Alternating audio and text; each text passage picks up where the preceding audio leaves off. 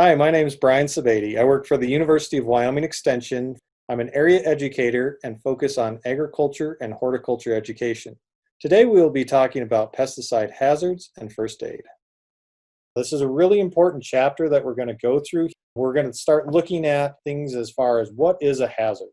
So we have a little formula. We have toxicity times exposure. So when we think about a hazard, we might have something that's really toxic, then it's maybe a short exposure time. So we can have something really toxic, a short exposure, which equals a really high hazard.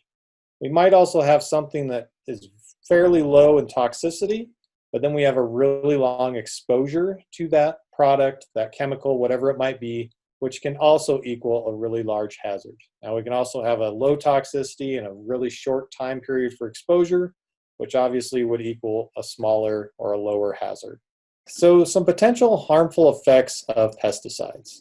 We want to first start talking about local effects. So when we talk about local effects, what we're really looking at is an injury from a point of contact. So this might be the skin, might be some discoloration, irritation, things as far as itching, a rash, a blister. Maybe we see something where it's burned actually. You might also see swelling. This might be also burning of the eyes, nose, mouth, throat. Just those certain specific areas of the body where we've had contact and we see something that's happening. We can also have systemic effects. So what this is talking about is we might have a poison or a substance that enters the body, but then it affects other parts of the body. So for instance, say we accidentally drink something and then it ends up affecting the kidneys or another organ of the body. Basically, it's working throughout the body system. The other thing we're going to talk about is allergic effects or allergies. We all know we have different types of allergies. Some of us might be more sensitive towards something that causes allergies, whereas others never have a reaction whatsoever. So some people might be allergic to nuts, for example, while others are fine to eat nuts, be around nuts, and never have any issues. Again, these can cause a lot of the same types of things that we might see with toxicity issues. This might be blisters, hives, itching of the eyes. We can have some illness. Maybe it's something like asthma, but we need to really keep in mind that we have allergic effects that can also happen. So when we talk about toxicity, there's really four main areas that we're thinking about that these enter the body. So the first one would be the dermal. Dermal means your skin. So one of the major things that we always see is not wearing gloves. Probably also thinking about not wearing the right types of gloves. So we'll go into more detail about this when we go through the other chapters related to PPE or personal protective equipment. So when we get things on our hands, it's usually from not wearing gloves. Maybe we don't wash our hands properly after handling pesticides. Think about a container. Maybe we're middle of January and we're working on some equipment and we forgot to wear gloves, and then we end up touching our eyes or we end up getting contact on our skin that way. The other thing is thinking about washing hands when we're using the toilet. We want to think about protecting ourselves so we don't have splashing or spilling from pesticides on the skin. So that might be when we're filling up tanks, those sorts of things. We also want to think about spray or drift. Obviously, it's windy in Wyoming, so we tend to have a lot of drift issues from time to time. So we want to be conscious about that. Again, going back to PPE, we can minimize that amount. Also paying attention to the weather will also help minimize that risk. We can also have dermal exposure when we're applying pesticides in windy weather above your head, for example. Obviously, that's a good way to get a lot on your face. We're going to go into a little bit more detail as to why that's a major risk here in just a few slides. Other part of that would be thinking about touching treated plants, so things that we've already sprayed. Maybe we actually end up putting a pesticide on livestock and then we end up handling them later. Next, we can move into eye exposure. So thinking about eye exposure, we want to consider rubbing eyes with contaminated gloves or hands. If we have an itchy eye, we obviously want to keep our hands away from our face, try and find some other way to itch those eyes or at least clean our hands before we do that. Again, when we're mixing, we might have some issues with splashing, so getting pesticides in our eyes. Safety glasses are always great to help minimize that. We also want to think about handling dry formulations when we're not wearing eye protection. Again, easy for those types of materials to get into our eyes. Lastly, with eye exposure, again, we need to think about windy weather, especially true here in Wyoming. Oral exposure. So this one sometimes can trip us up because obviously it's not like we're going out thinking about drinking these pesticides, right? But there's different ways that we can actually get them into our mouth. So again, not washing hands before we eat. Maybe we end up touching a cigarette with hands that haven't been cleaned. Maybe that cigarette touches something else that's been contaminated, and then we get it into our mouth that way. If you partake in chewing tobacco, again, unclean hands can get that into your mouth directly as well. We also need to think about pesticides splashing in our mouth. Again, if we're mixing and we don't have a face shield or face covering, that can splash in. Another thing we might not always think about that is by our mouth a lot would probably be a cell phone. So we start to use cell phones a lot more this day and age. So thinking about everything that might be contaminated and ways that might enter. Another example might be we use a knife to cut out the top of a pesticide container, that little tin foil, and then we use that knife to cut up an apple for lunch, and we end up getting exposure that way as well. Lastly, we're going to talk about inhalation. So this is getting things in through the airways. So this might be handling pesticides in a poorly vented area. So for a lot of us, maybe this is a shop where we've got all the windows and doors closed, just a confined area, or maybe it's a back room where we're mixing things. If we're handling dusts or powder, again, that's a really easy way to get things into our airways. We might also need to think about, have we properly fitted a respirator, or are we wearing some sort of covering around our face to minimize that risk of getting something into our airways. And then again, last but not least, we've hit on this a bunch already, but spray drift or different types of dust that might get into our airways that way. Okay, so this next slide, we have a picture and kind of a visual of what's happening with the human body. And this really goes back to the dermal exposure that we talked about a minute ago. So we talked about not spraying above the head. So as you can see, these are some different rates that the skin is going to absorb chemicals that come into contact with the skin. So as we can see with the head, the face, the neck, we have a lot of these areas that absorb pesticides or different types of chemicals more readily than other areas. So if we look at the forearm, for example, it's 8.6 as compared to the ear canals at almost 50%. So we have a lot more that can get absorbed through our face in those areas than some of the areas, say, as far as the forearm or the hands. Obviously, we talked about it earlier, but making sure that we wash our hands before and after using the restroom is really important. Lastly, we also want to think about our feet. It may not come to our mind that much, but it's really important to think about preventing exposure to your feet. We'll talk more about this in the PPE section, but we need to think about the boots and the way we wear those boots to try and minimize that risk. Okay, so product toxicity and health concerns. What does acute toxicity mean? It's usually a one-time exposure.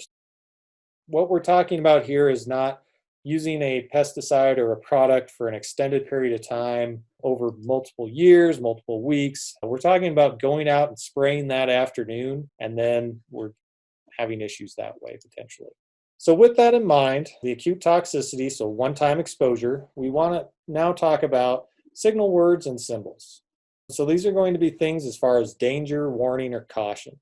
This is going to appear on the front panel of a pesticide label, and it's really important that when we find a product that we're looking for this signal. So what this indicates is how acutely toxic the product is to humans, right? So what we're talking about is, I've got this product, we think about toxicity, we think about exposure time, and what am I willing to use, or what is probably the best product I can use, thinking about my safety and the safety of others. So this might be other coworkers, it might be family, or it might be friends, right? So we want to really think about this. So how toxic is it at that one time? Now this signal word, it's based on the formulation that active ingredients, carriers, solvents, or other ingredients. And it indicates the risk of acute effects from the 4 routes of exposure to a pesticide product, and it's based on the one that is the greatest. So what this means is if I have a product, it seems pretty toxic based on the signal word, and on that label it says keep out of eyes. I really want to make sure that when I'm applying that product, I really adhere to that label and really pay attention that I don't get this product in my eyes, for example. When we see that word, we know that it's based on one of those 4 entryways that's the greatest. So we need to really make sure, as far as the personal protective equipment goes, that we're really paying attention to that and protecting ourselves the best we can. Okay, so this is kind of where it gets a little bit tricky. So the signal word does not indicate the risk of delayed effects or the chronic effects, right? So it's not going to tell us what happens if we end up using this pesticide over many years, or throughout the summer every day, it's not going to give us that. It's also not going to talk to us about the allergic effects. So we're not going to probably find on that label, if I have a peanut allergy and I use this product, I can expect this reaction. We're not going to find that. So that's another thing to keep in mind. And basically, we want to use this signal word so we can help make good decisions about what types of products we want to use for what we're trying to control. Okay, so we have three categories that we have these signal words in. We have the first one, which is highly toxic. So this is going to be danger, poison with skull and crossbones. The other one in that category is danger. Next, as we move down, toxicity decreases. So we have moderately toxic. That's going to be a signal word of warning. And then low or relatively non-toxic would be caution. Okay, so we're first going to talk about danger poison. These are highly toxic. They can cause some very serious injuries. Okay, so this might be eye or skin injury, some acute illness, and in some cases it might even be death. What we're looking at with this is basically a taste to a teaspoon taken by mouth may cause death. Now, what we end up seeing a lot is this term called LD50. What we're talking about with this LD50 is it's basically a term used to talk to us about how potentially toxic a product is. So it's usually represented as either milligrams per kilogram or parts per million. So they're both interchangeable. Now, when I explain this, I usually like to use parts per million to help kind of get a visual of how these things might be toxic. As we look at LD50, the LD stands for lethal dose, and the 50 stands for 50% of a population. So the way these are tested is usually with mice or rats in a lab facility. So what we're looking at with this is we've got a product, so this one for danger poison would be 0 to 50 milligrams per kilograms or parts per million. So the way I like to think about this is with an LD50, the smaller the number, the more toxic it is. So if we have a room with, say, 1 million particles in it, and we've got our test population that's in there, and it only takes 25 parts within that million that are in that room to kill half the population, that's pretty toxic compared to, say, we had another product where it took 1,000 particles within that room of 1 million to kill half the population. So as we move through these, the smaller the LD50, the more toxic a product is. Basically, it takes less of that product to kill. So we're going to do a little bit of an attitude check. We don't need to worry about this, right? I don't photosynthesize, so why should I worry about this? Well, we do need to worry about it. Paraquat is a good example. This is something that's great at controlling plants. It's really useful. It's been applied in many different settings, but it's really toxic to humans. So as we can see, we have the danger poison, the skull and crossbones. We really need to pay attention to a product like this. There's been a lot of issues with this product throughout the United States. So we're not just throwing this up here to try and scare people, but this has been used in many different places, and there's been a lot of, unfortunately, negative impacts that have happened.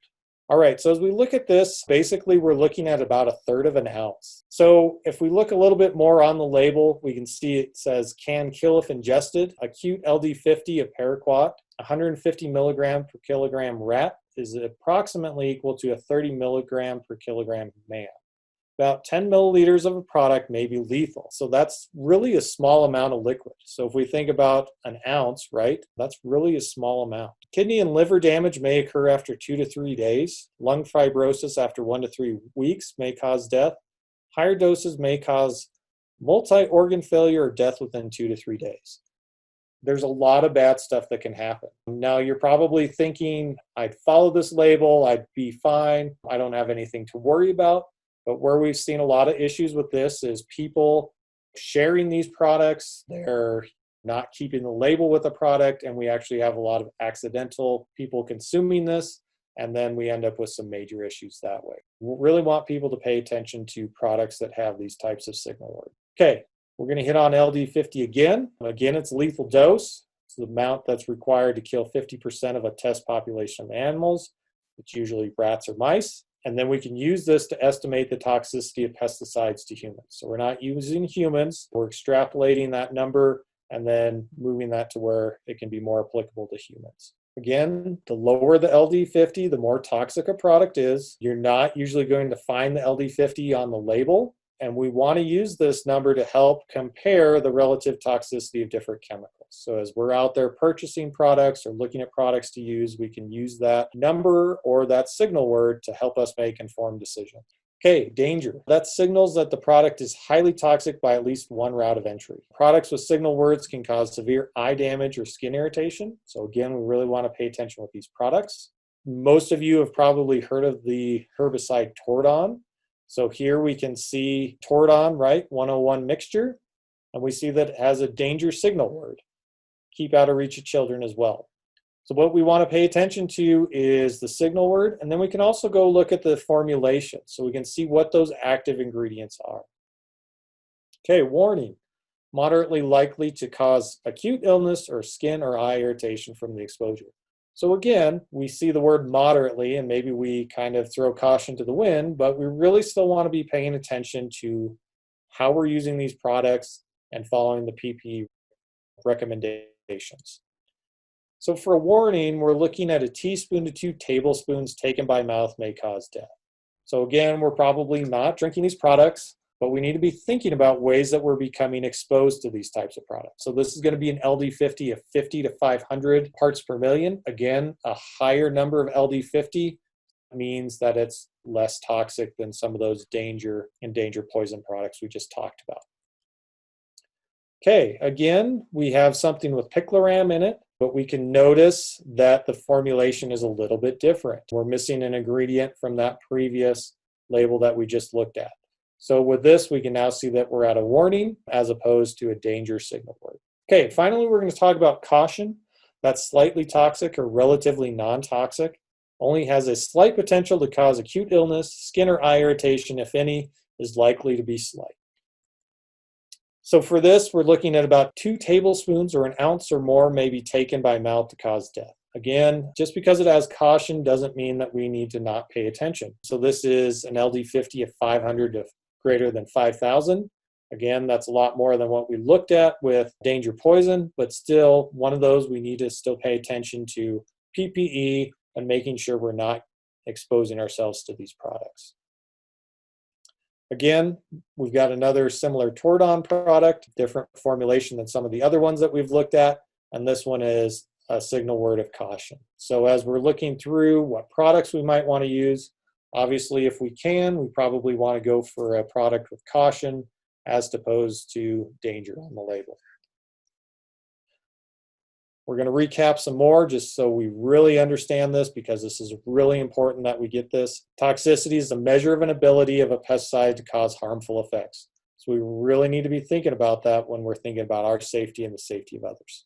That toxicity depends on the active ingredient, the carriers, the other ingredients, and then that formulation. We've looked at a few products. We've seen how they've changed a little bit and how that affects that signal word and toxicity. Finally, we want to think about our formula that we talked about at the very beginning, toxicity times exposure. The dose makes the poison. We really need to think about whether it's something with a caution signal word or something with a danger poison. We need to think about the time that we're exposed, the toxicity of that product, and what that hazard's going to be for us. We actually have a table that goes through and outlines some everyday things that we have in our life and how that compares to some different types of pesticide. So we can look at table salt, for example, and compare that to Banville.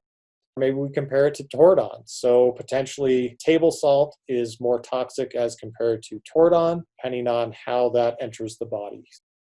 Kind of an interesting table to go through, and we'd suggest that you take a minute to work through that. Chronic toxicity, repeated long-term exposure. These are the things when we're using it day after day, we're constantly getting exposed, we haven't properly cleaned clothes, we're wearing boots that have lots of chemicals on the inside, we're constantly getting exposure to our feet.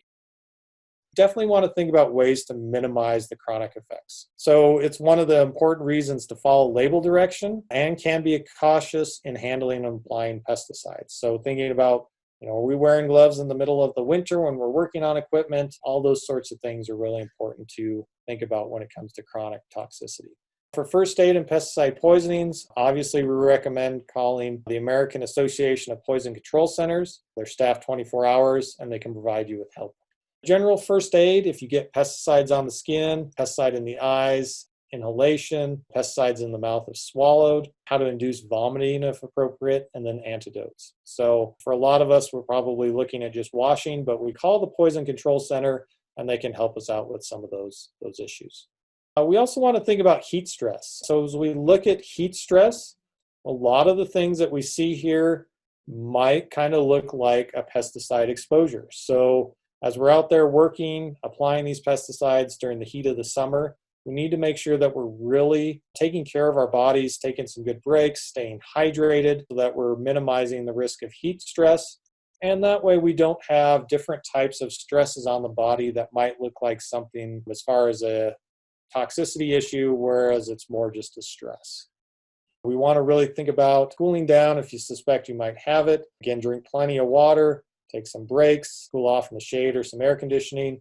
We want to watch it for a lot of our workers, not only ourselves, but those other coworkers that we might be out there with. And that is the end of Chapter 5. After completing this chapter, you now have a better idea regarding pesticide hazards and first aid.